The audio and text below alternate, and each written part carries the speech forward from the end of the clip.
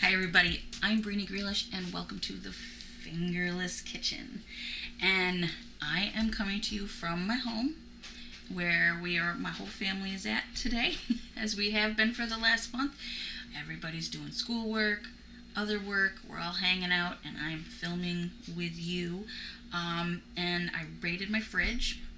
And what I'm going to be looking at today is using up some of the leftovers from Easter before they go to waste, because we want to lower our food waste and make a really delicious meal. So what I've got for you today is we've got two parts to this. One is a quick onion pickle. And so you gotta let it sit for a little bit. But a quick onion pickle, really delicious, goes great on about everything you can imagine. But today we're gonna use it with a potato, bean, and asparagus hash. It's just what I had left over from Easter. We're gonna use it up and we're gonna enjoy it. Maybe you might see some kiddos running around here. It's gonna be what it's gonna be. We're all in it together right now. So here's what I'm gonna show you really quick. Now, you don't need too much, and I just checked my fridge and I had a little bit of a red onion left. I had some peppers that we didn't finish from the other day, and some cilantro. This is almost all you need. But what I'm going to start doing for you first is we're going to cut up this pepper while I talk to you a little bit. So these quick onion pickles are really great because you can use just about anything you have in the fridge with leftover vegetables to make a pickle from. Sometimes I've made them just with onion and they're good by themselves, or I've done it with carrot and onion, or you can just do it with carrot. It's really whatever's about to go in your fridge that you want to kind of extend the life on and really have some options to make food really stand out and taste great. Onion pickle is a perfect way to do that, or a veggie pickle.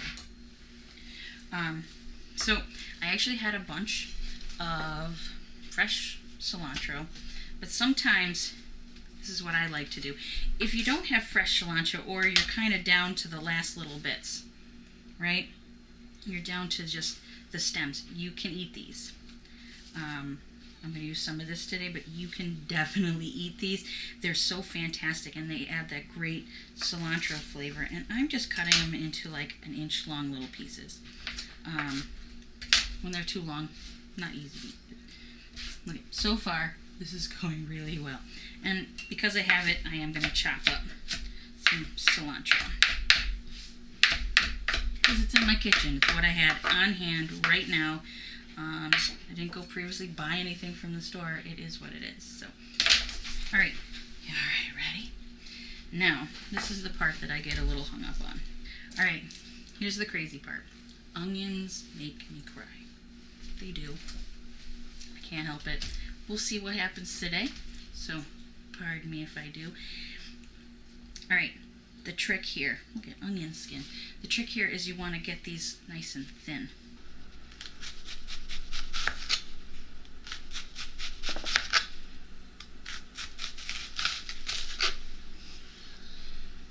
And don't worry if you don't get them super thin.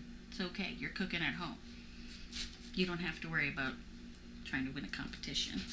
So I was racking my brain trying to figure out what to make. And I wasn't sure if I wanted to make something from scratch and then use the leftovers. But then I kind of figured it's a little bit more cost efficient if I just check out what's already there. So here we go. And right now, with everybody being home, everybody's trying to conserve a little bit. And you really want to stretch that food budget as far as you can. Because we're in uncertain times and it's kind of scary. And you really don't want to lose food, right? That's such a vital resource for us all. And I kind of love making food from other food. It's been kind of my trick going along. Is I always try to keep my food bill low. And I have two hungry boys, so they like to eat. I'm starting to cry already. It's all good. Okay, so here we go. That's pretty easy so far. What you're going to do is you're going to get yourself a jar. I think I need a bigger jar. We'll fit it in here. So I have just a little 2-cup mason jar. I like making this in a big one, but we're using leftovers, so we don't need that much. And what you're going to do is you're just going to start layering it in. Right? Just kind of put it all in there. Oh, yep, the tears. The tears are coming. So I'm just going to keep going and just layer it up. Some onions. Oh, yeah, the onions have got me. The cilantro stems. Oh, yeah. Nope. Oh, it took a minute, but there it is. Okay, so while I'm halfway done, what I do is in between, I take a little bit of salt. I'm just going to do about a half a teaspoon of salt. And then I'm going to do, look at, I'm crying. I'm going to do a little bit of sugar, just a little. We're going to balance this out. Okay. So, all right, we're almost done. I'm going to put in some more peppers. Let's get those in there. Stuff them in there. Okay. We need all of them. I'm not going to waste it. We need all of this to fit in this jar. You could add spices if you wanted to. I like to add cumin or masala to this. You could slice up some garlic, put it in there. I shave carrots. Look at where it's going all in. All of it's going in. Let's not waste. Carrots, cauliflower, cucumber, anything you want. Okay, there you go. Look, isn't that pretty? Now here's what I do. I put white vinegar about 3/4 of the way up. So here's what I do. I have a giant jar of vinegar in my house. 1, it's really good for cleaning, and 2, I cook with it. It takes me a long time to use, but if I don't have buttermilk in the house, I use this to curdle my milk. So, pancakes, biscuits, all of that. And so what you're going to do is you're just going to pour this in. And you're going to fill that right up to about 2/3. 2/3, 3/4, somewhere around there. You're going to use water to kind of fill the rest of that up. You're going to get down there and fill it right up. So if you want, you can just kind of poke at it a little. Needs a little bit more water. I like to get it almost to the top. Then you're going to seal it up.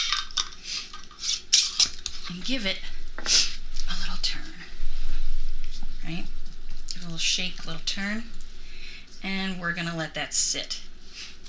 Really best to do this overnight. You'll get a great flavor, and the red onion will make this whole thing purple, and it'll be beautiful and super full of flavor. But for now, this is how we do it. And we'll get started with our potato and bean hash. Then you're going to seal it up. And give it a little turn. Right? Give it a little shake, a little turn. And we're going to let that sit. Really best to do this overnight. You'll get a great flavor, and the red onion will make this whole thing purple, and it'll be beautiful and super full of flavor. But for now, this is how we do it. And we'll get started with our potato and bean hash. Alright, it's hash time. And these things are awesome. I got these potatoes, a 20-pound bag of potatoes at my local farmer's market. They were some culls, so it's kind of a mixed bag of what you might get. $4. Talk about lowering your grocery bill. $4 for 20 pounds of potatoes.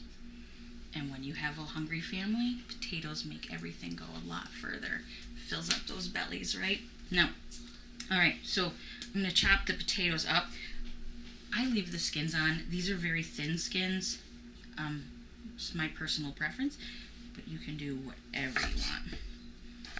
So far, these look good inside. Sometimes with the culls, they look good on the outside, but you open it up and sometimes they've got a lot of spots. Let's chunk these up. They're all prepped and ready to go. We got the skillet going on low. I like to heat it up nice and evenly. I don't like to start it at a high temperature. So if you get kind of a medium skillet, I've got 2 potatoes here. If you wanted to do it for more people, add more potatoes. But right now, I think that's about the size we're looking for. Right there. Okay. And I am a big fan of using my local farmers. I do a weekly challenge for myself while going to the farmer's market. It's my $20 challenge. It's so I take only $20 with me to the farmer's market, and I comb the entire market to find the best deals and come home with the most food for 20 bucks. And I can come home and fill this table with food that will last me for the week until I go back again with another $20. But I do like to splurge because sometimes there's some fun stuff I really want. But if you're up for a challenge, $20 challenge at your farmer's market. Okay, and what else I'm going to prep is we had some asparagus left over from dinner. It's been sitting in the fridge for a couple days. I want to got to eat it up before it goes to waste, and I'm just going to cut those into almost 1-inch chunks really quick. They're already cooked. They're already seasoned with like some salt and lemon juice, so we're pretty good to go with this. Let's leave that. And I also had caramelized some pearl onions to go with my asparagus. So we're just going to take this all and we're going to put it into this hash. You want to make sure, I love to get a good plain olive oil. Get that in the pan. And then of course we start with our potatoes. We're going to get those in there. And these are going to take a few minutes to cook, but I like to coat them up and let them sizzle. Alright, it's been about 8-9 minutes on this kind of low to medium heat, and you can see that they're already getting some really beautiful color, and they're about halfway done. And so at this point, I'm gonna add in, not this full can, but a half a can of the cannellini beans. So we had 2 small potatoes chopped, half a can, a regular sized can of the cannellini beans, and we're gonna start cooking those together. Now, if you like your cannellini beans whole, go ahead, leave them whole. If once they start getting soft, you want to give them a smash, go for it. And you just kind of check your oil and keep checking on your heat. I'm going to give this a tiny bit more just because those cannellini beans were a little damp.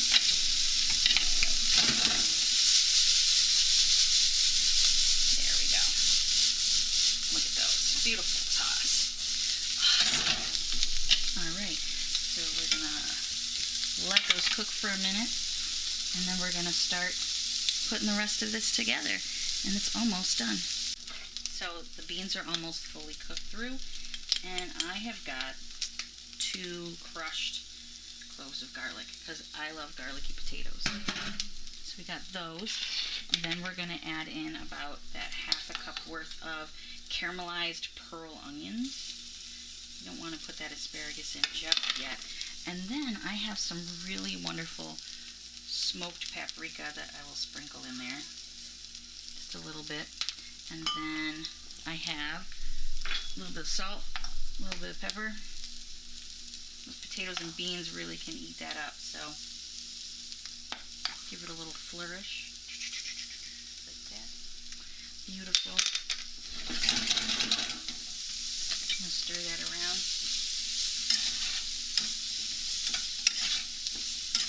This garlic towards the end because, well, I don't want to scorch your garlic. I still want a nice pop of that pungent garlic in my, look at that. And you don't need too much because you're going to be getting the flavor from the onion. You're going to be getting the flavor from the garlic. We've got the asparagus, the smoked paprika. And then, of course, we're going to top it all off with a lovely fried egg and that delicious onion pickle with the cilantro, and that's going to really give you that bright burst of flavor to pull this whole dish together. It's been a few more minutes. We're going to get the asparagus in. Give it a few more flips. Awesome. Going to add those yummy greens, and we're just going to wilt them in here really quick with that residual heat from the pan, with the pan off, because we are not trying to cook these. We got some nice bitter greens. Just gonna let that sit. Let's plate this up. It is all ready to go. Find yourself a nice bowl. Pile it nice and high. So here we go. You can top it with this fried egg. You can hear my son in the background. Now, really, I would say let this sit 2 hours at the minimum, or even overnight. It'll be so fantastic. But even in the short time that we made this, it's already changing. So here, give that a little bit of salt, right? And then give it a pinch of pepper, because I can't have eggs without salt and pepper on the top, right? And then start to dig right in. Look at that. And just kind of, this adds such beautiful color to the top. Look at that. And what I like to do with this after, when you've done with the pickle and you have that beautiful purple, you know, that beautiful purple liquid, it's great for making a salad dressing. Just add some oil, shake it up. It'll already be full of flavor. And then add spices if you like. Well, I don't add much to it. Look at that. Perfect. There it is. It's really kind of cool. Let's give it a taste. Oh, I can't wait. Oh, gotta get every little piece.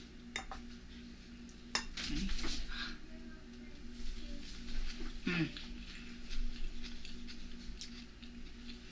Yeah, potatoes are tender. The beans just melt in your mouth. And that egg is creamy, and that nice crunch from the pickle. And that really small hint of smokiness from that smoked paprika. It's not hot enough for you to feel it, but it's just the right amount of smoke for it to taste so good. Oh, I gotta have another bite.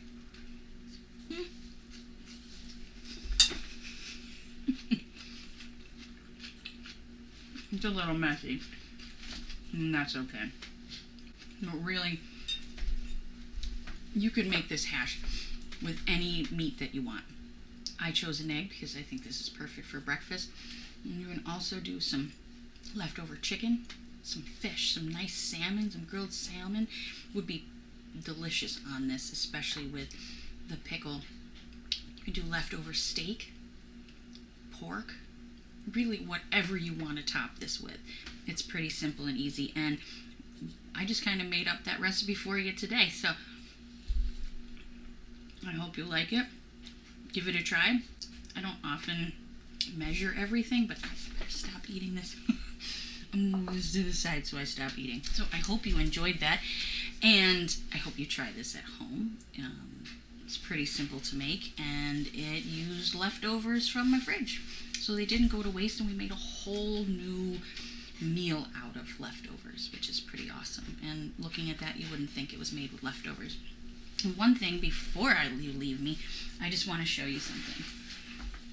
Okay, I raided my fridge, or my freezer, and when I'm cooking, I like to use my leftovers or the small scraps of things.